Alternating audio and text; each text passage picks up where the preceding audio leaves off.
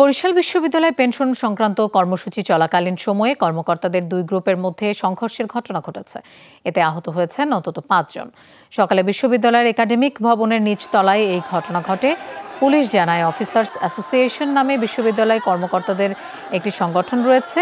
সম্প্রতি direct officers association নামে অপর একটি সংগঠনের আত্মপ্রকাশ ঘটে।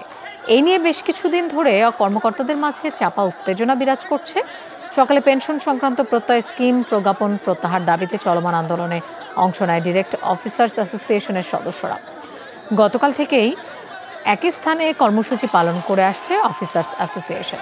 দুই গ্রুপের মধ্যে কথা কাটাকাটির এক পর্যায়ে সংঘর্ষ বাধে। পরে পুলিশ ও বিশ্ববিদ্যালয় প্রশাসন পরিস্থিতি শান্ত করে।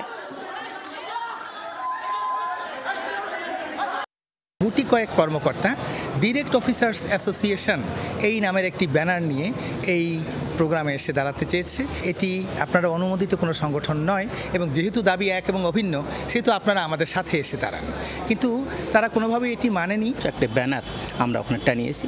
ব্যানারটি টানানোর সাথে সাথেই আমাদের যারা অ্যাসোসিয়েশনের আছে, যারা আপগ্রেডেড সহ যারা আমাদের কর্মকর্তা রয়েছে, তারা ওরা ব্যানারটি ছিঁড়ে ফেলে সকালেই। তা আমরা তাদেরকে জানতে চেয়েছি কেন ব্যানার ছাড়া হলো। তখন ওনারা বলছেন যে এই সংগঠন থাকবে না। ভার্সিটির যে কর্মকর্তা কর্মচারী পরিষদ আছে, ওখানে যারা প্রমোটেড এবং যারা ডিরেক্ট রয়েছে, ওদের মধ্যে একটা মিসআন্ডারস্ট্যান্ডিং হয়েছিল এবং সেই বিষয়ে একটু হাতাহাতি ঘটনার মতো করার চেষ্টা করেছিল। তা প্রক্টর মহোদয় আছেন, এখানে রেজিস্ট্রার মহোদয়, শিক্ষকরা যারা আছেন, আমরা মিলে এটা আসলে নিবৃত্ত করতে সক্ষম হয়েছি।